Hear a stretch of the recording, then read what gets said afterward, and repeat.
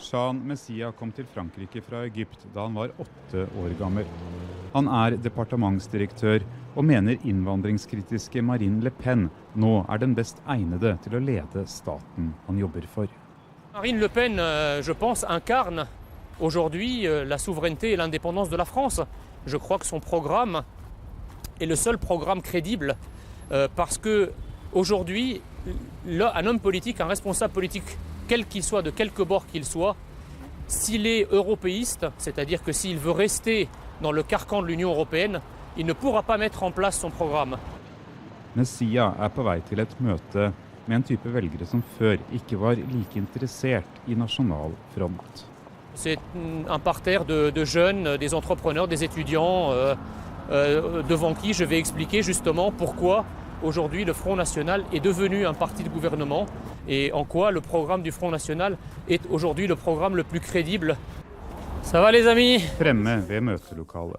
Messia hovedtaler, arrangør Tankesmien og DAS, som forsøker å bygge bro mellom Nasjonal Front og folk på vei opp i samfunnet. Messia koptisk kristen, og sier han selv bevis på at anklager om rasisme i Nasjonal Front vrangforestillinger.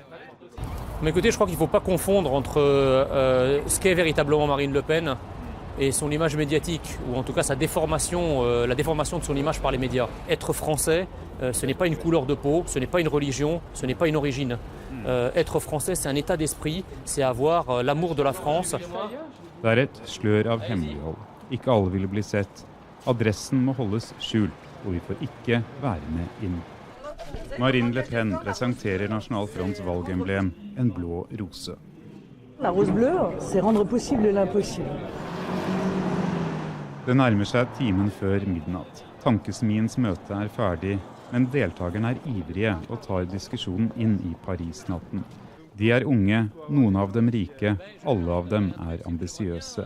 Overbevist om at morgendagen tilhører dem og Nasjonal Front.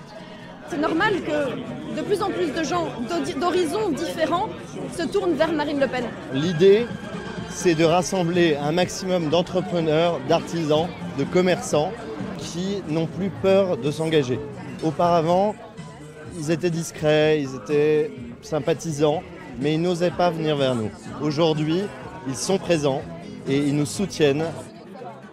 Den som bruker mest tid på Messia denne kvelden nevøen til Marine Le Pen.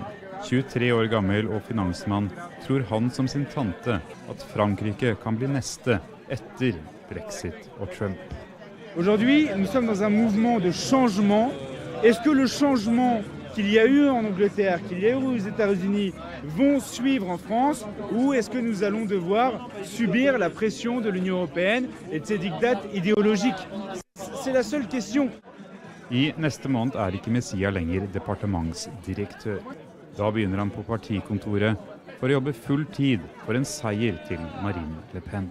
Sa principale force, c'est de s'exprimer au nom des Français, de voir ce que les Français voient et de dire les choses que les Français voient. Voilà. Et je pense que ça, les Français lui en sauront gré.